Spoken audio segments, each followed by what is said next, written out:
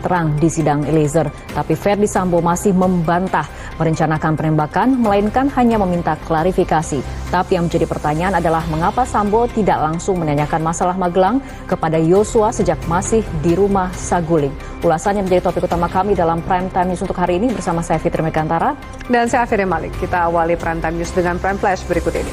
Pemirsa, Eliezer hari ini menghadapi Majelis Hakim dan Jaksa Penuntut Umum dengan agenda pemeriksaan terdakwa. Di awal proses tanya jawab, Majelis Hakim bertanya kepada Eliezer mengapa tidak menolak perintah penembakan. Jaksa Penuntut Umum pun menanyakan kepada Richard Eliezer bagaimana sikapnya terhadap keluarga almarhum Yosua dan apakah Ricky menyesal dengan perbuatannya. Untuk menambah keyakinan hakim tentang bagaimana peristiwa penembakan kepada Yosua terjadi, maka pada Rabu kemarin Majelis Hakim bersama dengan jaksa dan pengacara para terdakwa mengunjungi dua rumah Ferdy Sambo. Ada fakta baru bahwa banyak CCTV di rumah Ferdy Sambo. Pemirsa, berdasarkan pengujian lokasi penembakan, Hakim Wahyu meminta Richard menceritakan kembali berapa jauh jaraknya dengan Yosua. 3-4 kali Eliezer mengatakan masih mendengar Yosua mengerang kesakitan. Sementara dari keterangan ahli forensik, tembakan mematikan Yosua diantaranya di dada dan kepala bagian belakang sebelah kiri.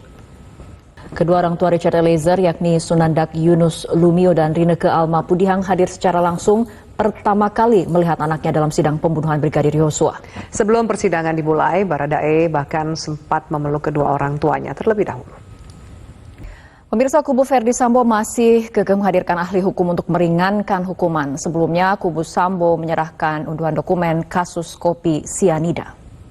Pemirsa, Perpu Cipta Kerja menuai pro dan kontra. Segenting itukah kondisi negara kita sehingga harus dibuat Perpu? Dan seperti apa perjalanan lahirnya Perpu Cipta Kerja? Kita akan membahasnya melalui informasi grafis berikut ini.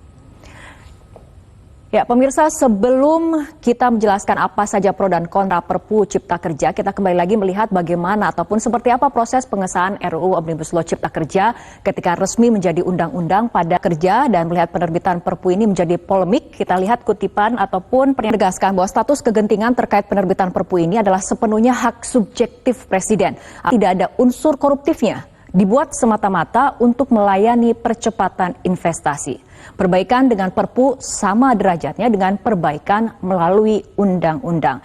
Dan kita lihat kembali bagaimana sebetulnya putusan MK pada akhir tahun 2021. Pada saat itu putusan MK memerintahkan pemerintah untuk memperbaiki proses dalam pembentukannya dengan melibatkan masyarakat lebih luas. Namun pada akhirnya yang dikeluarkan adalah Perpu. Nah, pemirsa, begitu diterbitkan, ada sejumlah substansi yang berpotensi multitafsir dan merugikan para pekerja. Kita lihat mengenai soal pengupahan, tertulis penghitungannya memakai variabel X. Kemudian, Perpu tidak memberi perlindungan pasti pada pekerja yang dipecat sepihak oleh perusahaan.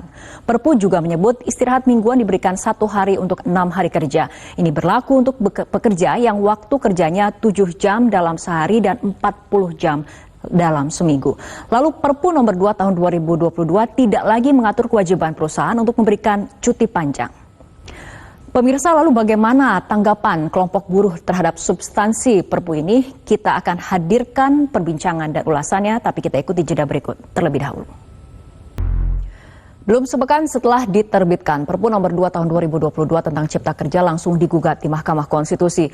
Para pemohon mendaftarkan uji formil terhadap Perpu Cipta Kerja karena dinilai tidak melibatkan partisipasi publik dalam proses penyusunannya. Pemirsa, apa kegentingan yang memaksa dikeluarkannya Perpu nomor 2 tahun 2022 tentang Cipta Kerja? Dan benarkah poin-poin dalam Perpu tersebut merugikan buruh? Kita akan membahasnya bersama 3 orang narasumber. Ada Presiden Asosiasi Pekerja Indonesia, Miras. Pemirsa, kita akan lanjutkan kembali perbincangan. Pak Irfan, silakan. Pemirsa, tetaplah bersama kami. Prime Time News akan segera kembali sesaat lagi. Ketua Umum Pengurus Besar Nahdlatul Ulama atau PBNU Yahya Khalil Stakuf alias Gus Yahya menyatakan secara personal dirinya mendukung pemilu digelar dengan mekanisme sistem proporsional terbuka. Menurut Gus Yahya, sistem proporsional tertutup alias coblos gambar partai secara teoritis mengurangi hak langsung dari pemilih. Hingga kini kondisi fisik Malika, bocah berusia 6 tahun yang diculik pemulung, semakin membaik. Namun pihak Rumah Sakit Polri masih mendalami keadaan psikis Malika. Komnas Perlindungan Anak atau Komnas PA mengunjungi korban penculikan, yakni Malika, di Rumah Sakit Polri Kramat Jati, Kamis siang. Komnas Perlindungan Anak akan bekerja sama dengan Rumah Sakit Polri untuk memberikan trauma healing kepada Malika.